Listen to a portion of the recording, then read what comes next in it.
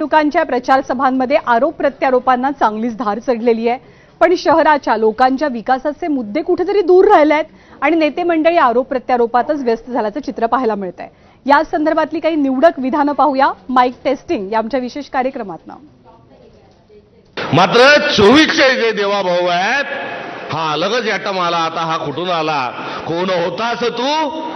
काय झालास तू? अरे वेड्या कसा वाया गेलास तू? करेक्ट कार्यक्रम कसा कोणाचा करायचा असा जर एक मास्टर माइंड कोणी जर असेल, असा जर आका कोणी असेल आणि महाराष्ट्रातला सर्वात मोठा जर गुंड कोणी असेल तर देवेंद्र फडणवीस यांचं नाव हे आज घ्यावं लागेल। अशा प्रकारची एक परिस्थिती आहे। दरिंदा शब्दाचा अर्थ काय होतो? क्रूर, उलट्या काळजाचा हा ज्याच्या संदर्भात उल्लेख होतो त्याला दरिंदा म्हणतात। माझं चुकलं का हो त्यांना दरिंदा म्हटलं तर? सत्ता माझी आहे, सत्ता माझी पण आहे, माझा मुख्यमंत्री आहे, माझा बी मुख्यमंत्री आहे आणि त्याच्याही पुढचं आम्ही रक्ताचे शिवसैनिक आहोत, कडवे शिवसैनिक आहोत बाळासाहेबांचे। आम्ही कोणाची डाळ शिजू देणार, त्याच्यामुळे आमचा नाद करू नका। हार जीत आमच्यासाठी गौण आहे, पण आमच्या अंगावर याचं धाडस करू नका। आला अंगावर घेतला शिंगावर, तू कुणी आस, मला काय देणं गेलं नाही। सैयद मोइन और फेरोज लाला बोल रहे थे कि अजीत पवार के भी कैंडिडेट हैं। अजीत पवार तुम शरद पवार के नहीं हुए, तुम नांदेड़ के क्या हो सकते हो? जो आदमी तुमको पाल पोस के बड़ा किया, तुमको मुकाम दिया, तुमको इज्जत दिया, तुम उसी को घर में बिठा के आगे बढ़ गए। ये अजीत पवार की पहचान है। और खुद खड़े होकर बोलता है 75,000 करोड़ का गबन का मुझ पर इल्जाम है, क्या हुआ?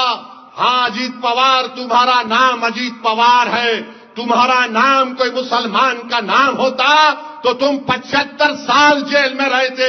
ये फर्क है जो सत्ता में रहता है और जो मजलूम मुसलमान होता है। के सरनाईक साहेब स्वतः खूप मोठे भूमाफिया आहे। त्यांच्यावर ईडीची धाड कशाला पडली? 100 एकर जमीन टिटवाळाला केलेली म्हणून ते भूमाफिया ते आहे, त्यांच्यावरती कारवाई झाली। 12 एकरचा हडप ते करतात, सरकारी जमीन 2 एकर तुम्ही घेतली।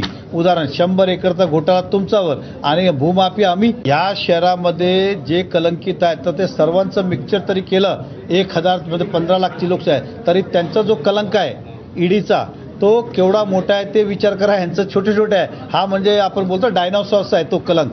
2000 कोटी रुपयाचा भ्रष्टाचार देवेंद्र फडणवीस यांनी केलेला आहे आणि या समृद्धी महामार्गातून एक नाट्य रंगलं।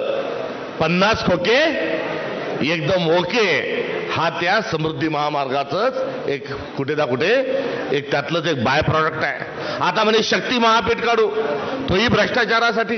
गडचिरोलीचा कोळसा आयएनआर काढू, तोही भ्रष्टाचारासाठी। आणि कोणचंही काम जे आहे हे पैशाशिवाय होत नाही। देवाभाऊ तुम्ही देवाभाऊ नाही, तुम्ही टक्का भाऊ आहे। टक्का भाऊ टक्का मिळत नाही तोपर्यंत तुमचा पेन हा सही करायसाठी पुढे चालत नाही। आणि या बातम्यांचा आढावा घेतल्यानंतर